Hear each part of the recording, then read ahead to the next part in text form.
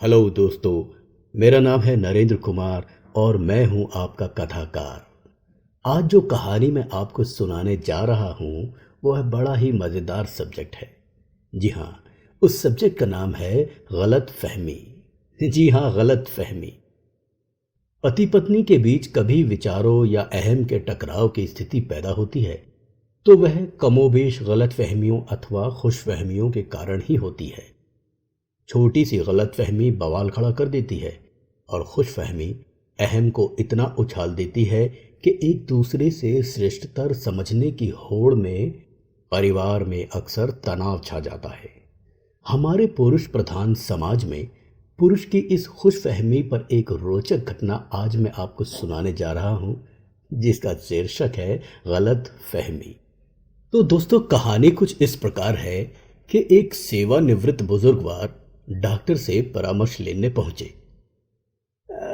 Doctor साहब, मुझे लगता है कि मेरी पत्नी अब पिछले कुछ समय से ऊंचा सुनने लगी है।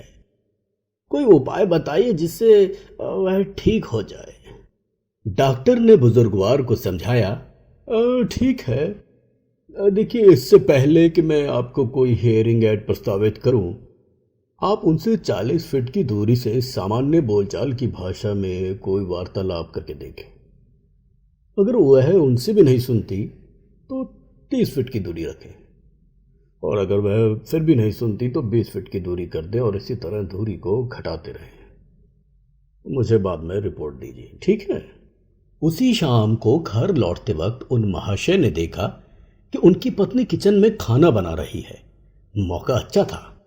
उन्होंने किचन की 40 फुट की दूरी पर रहकर आवाज लगाई, सुनो, आज सब्जी क्या बनी है? पत्नी की तरफ से कोई जवाब नहीं आया। उन्होंने दूरी अब 30 फीट की कर दी और बात को फिर से दोहराया। अब भी कोई जवाब नहीं आया। तो दूरी 20 फुट रखने के बाद भी पत्नी की तरफ से जब कोई जवाब नहीं आया तो महाशय 5 फुट की दूरी से तनिक ऊंची आवाज में बोले, सुनो, मैं पूछ रहा हूं आज सब्जी क्या बनी है? तब से कोई जवाब नहीं दे रही हो। बुजुर्गवार को पूरा यकीन हो गया कि उनकी पत्नी सच में ऊंचा सुनने लगी है। अब वे बिल्कुल उसके निकट ही आ गए और जोर से बोले, अरे भाई, मैं पूछ रहा हूं आज सब्जी क्या बनी है? अब की बार पत्नी ने झल्ला कर उत्तर दिया, 5 बार बता चुकी हो तुम्हें, दम आलू बने हैं, दम आलू बने हैं। अरे दम आलू बने हैं, और अब कितनी बार दोहराना पड़ेगा मुझे?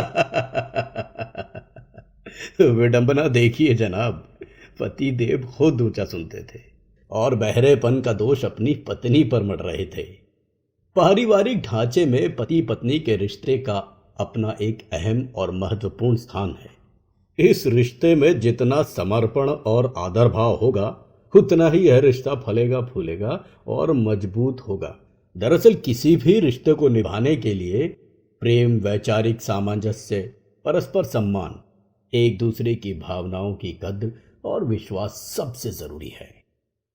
पति पत्नी के रिश्ते में तो यह बात और भी आवश्यक हो जाती है, खास तौर पर ऐसे पति पत्नी जिनके रिश्तों में वैवाहिक जीवन समय के थपेड़े झेलता हुआ बहुत आगे निकल चुका है। उम्मीद करता हूं दोस्तों कि आपको आज की यह कहानी पसंद आई होगी। इसी के साथ अब मैं आपसे विदा लेता हूं। धन्यवाद।